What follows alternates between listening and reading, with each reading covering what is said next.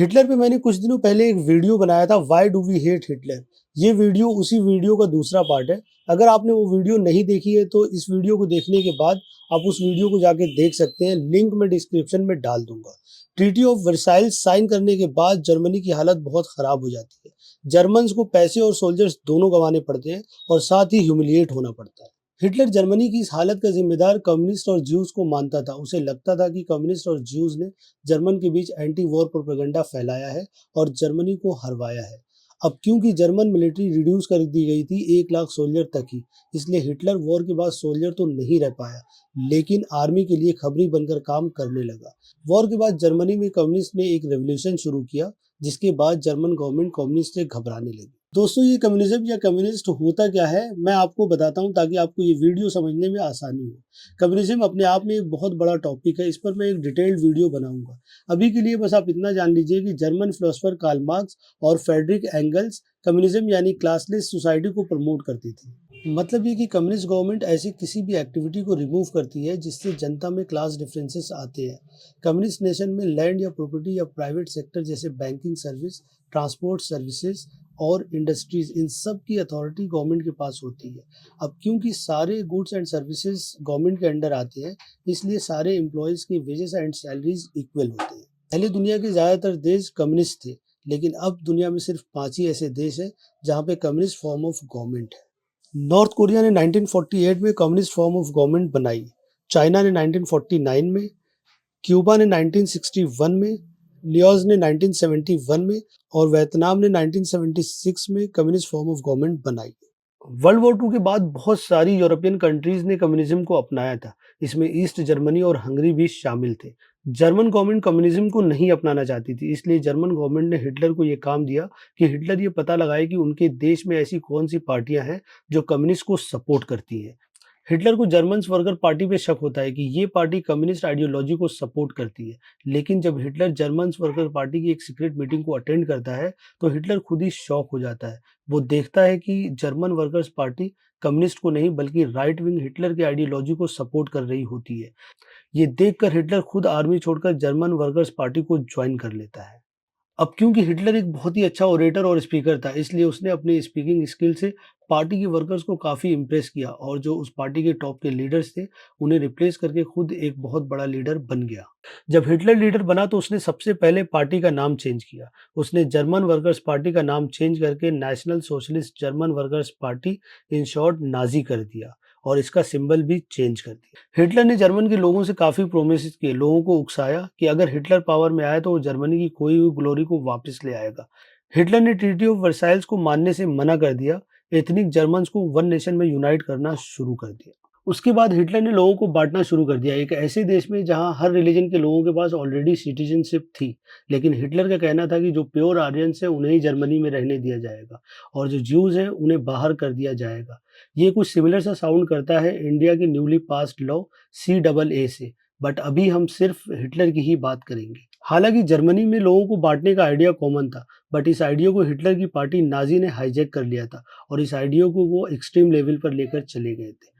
उस वक्त जर्मनी में लगभग हर पार्टी के पास अपनी पैरामिलिट्री विंग थी, तो हिटलर की नाजी पार्टी कहाँ पीछे रहने वाली थी। इन्होंने भी अपनी पैरामिलिट्री फोर्स बना लिया और उसका नाम स्टॉर्म डिटैचमेंट रखा। बेसिकली नाजी के पैरामिलिट्री बनाने का मकसद था अपने पॉलिटिकल अपोनेंट को जान से मारना और उन्हें खत्म करना। नाजी के पैरामिलिट्री विंग स्टॉर्म डिटैचमेंट के लोग गली गली में कम्युनिस्ट और ज्यूस से लड़ते दिख जाते थे। स्टॉर्म डिटैचमेंट के लोग फुल्ली आर्मी ट्रेंड थे, क्योंकि ये लोग जर्मन आर्मी को सर्व कर चुके थे। अब क्योंकि जर्मन आर्मी को रिड्यूस कर दिया गया था तो ये लोग जॉबलेस हो गए थे, जिसकी वजह से ये लोग हिटलर की हर बात को सपोर्ट करते थे। जर्मनी के लोगों को लगता था कि हिटलर जो बोल रहा है बस वही सही है। ना तो हिटलर से पहले किसी ने जर्मनी के लिए कुछ किया है और ना ही कोई आएगा हिटलर के बाद जो जर्मनी के लिए कुछ कर पाएगा। ऐसे ही लोग आज भी दुनिया की बहुत सारी कंट्रीज में दिख जाएंगे जहां पर वन लीडर वन पार्टी की बात चल रही है, लेकिन लोग हिस्ट्री से कुछ भी सीखना नहीं चाहते। आज भी लोग जेनोसाइड को होने दे रहे हैं, या जिन देशों में जेनोसाइड की कोशिश चल रही है वहां पर भी लोग कुछ नहीं बोलते। वर्ल्ड वॉर वन के बाद जर्मनी में जो नई डेमोक्रेटिक सरकार बनी थी वो धीरे धीरे कमजोर पड़ने लगी। अलाइज का मुआवजा भरने के लिए जर्मन गवर्नमेंट ज्यादा से ज्यादा करेंसी प्रिंट करने लगी। किसी भी कंट्री की इकोनॉमिकल ग्रोथ के लिए प्रोडक्शन जरूरी है, ना कि करेंसी को ज्यादा से ज्यादा प्रिंट करना। ऐसा ही कुछ हुआ जर्मनी की केस में। ज्यादा करेंसी प्रिंट करने की वजह से वहां की करेंसी की वैल्यू कम हो गई और उनकी इकोनॉमी धीरे धीरे कोलैप्स होने लगी। 1919 में 1 US डॉलर जर्मनी के 4.5 जर्मन मार्क्स का था। वो बढ़कर 1923 में 4.2 ट्रिलियन मार्क्स का हो गया था। सोचो दोस्तों, इतना बड़ा रिसेशन कि जर्मनी में एक ब्रेड की कीमत 200 बिलियन मार्क्स तक बढ़ गई थी। बैंक नोट्स की कोई वैल्यू ही नहीं बची थी। इतने बड़े क्राइसिस के बाद जब जर्मनी अपने अलाइज को मुआवजा देने में फेल हो जाती है, तो फ्रेंच जर्मनी के रूर शहर को ऑक्युपाई कर लेता है, जहां पर ज्यादातर जर्मन फैक्ट्रीज थी।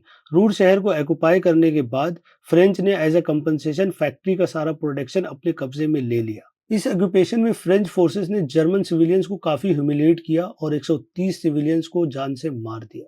जर्मन गरीबी और ह्यूमिलिएशन से काफी फ्रस्ट्रेटेड थे और फ्रेंच ने जो 130 सिविलियंस को मारा था उससे काफी गुस्से में भी थे। हिटलर की पार्टी नाजी ने इसे अपॉर्चुनिटी बनाया और एक रेवोल्यूशन शुरू करने का सोचा। नवंबर 1923 में हिटलर ने बियर हॉल में एक मीटिंग की और लोगों से कहा कि अब वक्त आ गया है सरकार के खिलाफ खड़े होने का। म्यूनिख की सड़कों पर हिटलर अपने सपोर्टर्स के साथ प्रोटेस्ट करने लगता है। हिटलर को यकीन था कि उसे पुलिस अरेस्ट नहीं करेगी, लेकिन होता इसका बिल्कुल उल्टा है। हिटलर को पुलिस अरेस्ट कर लेती है और उसे कोर्ट में पेश करती है, जहां हिटलर को लाइफ टाइम इम्प्रिजनमेंट की सजा हो सकती थी। लेकिन कोर्ट में सजा सुनाए जाने से पहले हिटलर एक स्पीच देता है। उस स्पीच से राइट विंग के जजेस काफी इन्फ्लुएंस हो जाते हैं और हिटलर को सिर्फ 5 साल की ही सजा सुनाते हैं, जिसमें से हिटलर सिर्फ 9 महीने ही जेल में रहता है। वो जेल भी किसी होटल से कम नहीं था। इसी जेल के दौरान हिटलर ने एक बुक भी लिखी। इस पूरी स्टोरी को वहाँ की नेशनल मीडिया ने खूब कवर किया और हिटलर को और ज्यादा पॉपुलर बना दिया। अब हिटलर और उसकी आइडियोलॉजी पूरे जर्मनी में पॉपुलर हो चुके थे, लेकिन फिर भी कहीं ना कुछ कमी रह गई थी। इसलिए 1928 के इलेक्शन में नाजी को सिर्फ 2.6% ही वोट्स मिले। जर्मनी के लोगों को लगता है कि हिटलर का बिहेवियर अनपॉलिटिकल है और उसकी पार्टी के लोग सड़कों पर वायलेंस करते फिरते हैं। जर्मनी को इकोनॉमिक क्राइसिस से निकालने के लिए अमेरिका जर्मनी को लोन देता है, लेकिन 1929 के अक्टूबर में वॉल स्ट्रीट क्रैश हो जाता है और अमेरिका अपना लोन वाला पैसा जर्मनी से वापस मांगने लगता है। इससे जर्मनी की हालत और खराब हो जाती है। गरीबी और बेरोजगारी इतनी बढ़ जाती है कि जर्मन्स उससे डिप्रेशन में जाने लगते, और इससे ये भी साफ हो जाता है कि जो डेमोक्रेसी वाली सरकार है वो जर्मनी में कामयाब नहीं है। जर्मन अब सिर्फ दो पार्ट्स में डिवाइड हो गए थे, एक्सट्रीम लेफ्ट और एक्सट्रीम राइट। मॉडरेट्स के लिए जर्मनी में अब कोई जगह नहीं बची थी। एक्सट्रीम लेफ्ट कम्युनिस्ट थे और एक्सट्रीम राइट नाजी वाले थे। हिटलर की पार्टी हिटलर को ऐसे प्रोजेक्ट करने लगी जैसे हिटलर से बड़ा और पावरफुल जर्मनी में कोई और है ही नहीं जो जर्मनी की खोई हुई ग्लोरी वापस दिला सके।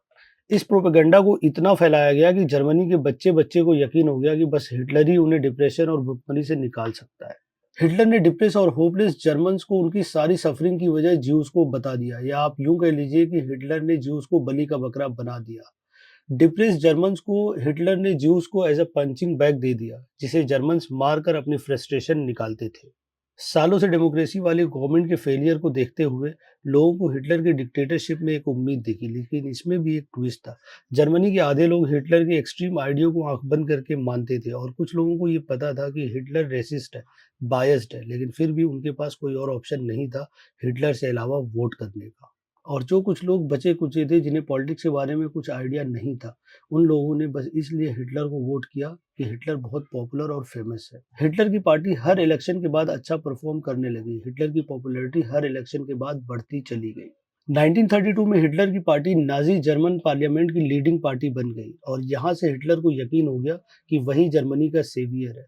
इसलिए हिटलर पावर का और भूखा हो गया। ऐसे लोग जो पावर के भूखे हो जाते हैं उन्हें मैग्लोमेनियक कहते हैं। हिटलर ने अपनी पावर की विश पूरी करने के लिए जर्मनी का प्रेसिडेंशियल इलेक्शन लड़ने का फैसला करता है, लेकिन वर्ल्ड वॉर वन के hero general Paul von Hindenburg के आगे वो हार जाता है, क्योंकि हिटलर ने प्रेसिडेंशियल इलेक्शन में बहुत अच्छा परफॉर्म किया होता है और वो बिगेस्ट पॉलिटिकल पार्टी का लीडर होता है। इसलिए उसने प्रेसिडेंट हिंडनबर्ग से ये डिमांड किया कि उसे चांसलर बना दिया जाए। लेकिन हिंडनबर्ग को पता था कि हिटलर बहुत बड़ा रेसिस्ट है, लेकिन इन सब जानकारियों के बाद भी हिंडनबर्ग कुछ नहीं कर पाते। दूसरी बड़ी पॉलिटिकल पार्टियों के लोग आते हैं और हिंडनबर्ग से ये अर्ज करते हैं कि वो हिटलर को ही चांसलर बना दे। इसी बीच जर्मन पॉलिटिक्स में एक ट्विस्ट आता है। सेंटर पार्टी का एक लीडर वैन पेपेन को यह डर सताता है कि कहीं कम्युनिस्ट पावर में ना आ जाए, इसलिए वो हिटलर से भी नेगोशिएट करता है और हिटलर से अपने रिलेशंस को अच्छे करता है। वैन पेपन हिंडनबर्ग के पास जाता है और वो हिंडनबर्ग को एक एडवाइस देता है कि क्यों ना हम हिटलर को चांसलर बना दें और मैं वाइस चांसलर बन जाऊं और हम सारी गवर्नमेंट जॉब्स और अथॉरिटी को अपने यानी मॉडरेट कंजर्वेटिव पार्टी के पास रखें। इससे हिटलर हमारे अंडर रहेगा और हम हिटलर को अपने पपेट की तरह यूज करेंगे। उसके जस्ट 1 महीने बाद ही फरवरी 1933 में जर्मन पार्लियामेंट में आग लग जाती है। हिस्टोरियन को आज भी कोई रिलायबल रिसोर्स नहीं मिला कि आखिर आग लगी कैसे थी, लेकिन सस्पेक्ट नाजी पार्टी के लोग थे। उस वक्त नाजी ने ये सारा इल्ज़ाम कम्युनिस्ट पे लगा दिया था। हिटलर ने प्रेसिडेंट हिंडनबर्ग को कन्विंस किया एक इमरजेंसी डिक्री पे साइन करने के लिए। इस सिग्नेचर ने हिटलर को अलाउ कर दिया अपने सारे पॉलिटिकल अपोनेंट और कम्युनिस्ट को अरेस्ट करने के लिए। इसी दौरान प्रेसिडेंट हिंडनबर्ग की डेथ हो जाती है। हिटलर प्रेसिडेंट की डेथ को एक अपॉर्चुनिटी की तरह लेता है और पार्लियामेंट में एक लॉ पास करवाता है, जिससे हिटलर को ये पावर मिल जाती है कि आगे वो कोई भी लॉ बना सके या कोई भी डिसीजन ले सके। क्योंकि सारे पॉलिटिकल अपोनेंट को हिटलर ने पहले ही जेल में डलवा दिया था और जो कुछ बचे कुचे थे उन्हें उसकी पैरामिलिट्री ने रोक रखा था, इसलिए हिटलर का ये लॉ पास हो जाता है। 2 महीने चांसलर रहने के बाद फाइनली हिटलर एक डिक्टेटर बन चुका था। डिक्टेटर बनने के बाद हिटलर के सामने जो सबसे बड़ी और पहली प्रॉब्लम थी वो थी उसी की बनाई हुई paramilitary force storm detachment. Storm detachment के ऑफिसर्स ये चाहते थे कि उनकी पैरामिलिट्री को जर्मन आर्मी की जगह मिल जाए, बट ये आइडिया ना तो जर्मन आर्मी को अच्छी लगी और ना ही हिटलर को। हिटलर को अपना मिशन पूरा करने के लिए जर्मन आर्मी ही चाहिए थी, क्योंकि German army professionally trained army थी। हिटलर को ये डर था कि कहीं उसकी paramilitary force storm detachment Hitler से बगावत न कर दे। इसी डर को खत्म करने के लिए हिटलर ने जून 1934 की रात स्टॉर्म डिटैचमेंट के ऑफिसर्स का मर्डर करवा देता है। उसी रात उन पॉलिटिशियंस और रिपोर्टर्स को भी मरवा देता है जिन्होंने हिटलर के खिलाफ बोला या लिखा था। उस रात लगभग 200 से ज़्यादा लोगों को मारा गया और उसी रात को night of the long knifes कहा गया। उस रात के बाद जर्मन आर्मी को पूरा यकीन हो गया कि अब उन्हें कोई रिप्लेस नहीं करेगा। जर्मन आर्मी भी प्लेज लेती है कि वो हिटलर के थ्रू वफादार रहेगी। हिटलर के पास अब एब्सोल्यूट पावर आ गई थी। जर्मन्स की लाइफ अब और हिंसक होने लगी थी। Freedom of press, expression, freedom of public assembly को सस्पेंड कर दिया गया। ज्यूज की ब्रांडिंग की जाने लगी और उनके बिजनेसेस को बायकॉट किया जाने लगा। हिटलर यही नहीं रुका, बल्कि उसने 6 मिलियन ज्यूज को कंसंट्रेशन कैंप्स में डलवा के मरवा दिया। जवान लड़कों का ब्रेन वॉश किया जाने लगा और उन्हें फाइट की ट्रेनिंग भी दी जाने लगी। जो लड़के ट्रेनिंग कैंप से वापस आते थे वो बहुत ही वायलेंट और बात बात पे लड़ने लगते थे। वहीं अगर हम बात करें लड़कियों की, तो उन्हें भी कैंप्स में ट्रेनिंग दी जाती थी और उन्हें ये सिखाया जाता था कि सबसे प्योर आर्यंस होते हैं, तो वो लड़कियां सिर्फ आर्यन रेस को ही जन्म दें। ज्यादातर लड़कियां ट्रेनिंग कैंप से ही प्रेग्नेंट होकर आती थी। जब जर्मन पेरेंट्स इस तरह अपने बच्चों को देखते थे तो वो बहुत दुखी हो जाते थे। वो अपने बच्चों को रोकने की कोशिश करते थे, तो उनके बच्चे अपने पेरेंट्स से लड़ते थे और उन्हें धमकी देते थे कि वो अथॉरिटी से कंप्लेंट कर देंगे, क्योंकि उनके पेरेंट्स जर्मनी की तरक्की के आड़े आ रहे हैं। हिटलर ने हेल हिटलर फ्रेज को इंट्रोड्यूस किया। जब लोग आपस में मिलते थे तो वो हेल हिटलर बोलते थे। अगर ऐसा कोई नहीं करता था तो उसे कंसंट्रेशन कैंप भेज दिया जाता था। पूरे जर्मनी को नाजी का सपोर्टर बना दिया गया था। कुछ तो अपनी मर्जी से बने थे और कुछ को फोर्स करके बना दिया गया था। हिटलर के खिलाफ ना कोई कुछ बोल सकता था और ना ही कोई कुछ लिख सकता था, और अगर किसी ने ऐसा किया तो उसे कंसंट्रेशन कैंप भेज दिया जाता था। एक्सट्रीम आइडियोलॉजी और एंटी सेमिटिज्म हिटलर के अंदर तब से भरा हुआ था जब वो वर्ल्ड वॉर 1 के टाइम पर सड़कों पर रहता था। तभी से उसे लगता था कि सारी प्रॉब्लम के जड़ ये ज्यूज हैं। पहले एक आर्मी जवान और बाद में एक पॉलिटिशियन बनकर हिटलर पावर हंग्री बन गया था। हिटलर की फॉरेन पॉलिसीज ने पूरी दुनिया में कॉन्फ्लिक्ट पैदा कर दिया, जिसे वर्ल्ड वॉर 2 कहा जाता है। ये थी कहानी हिटलर के बचपन से लेकर एक मैग्लोमेनियक डिक्टेटर बनने तक की। वर्ल्ड वॉर 2 को हम नेक्स्ट वीडियो में डिस्कस करेंगे कि कैसे हिटलर की मौत हुई। वीडियो पसंद आई तो लाइक, शेयर और कमेंट करें और चैनल को सब्सक्राइब करें। Thank you for watching.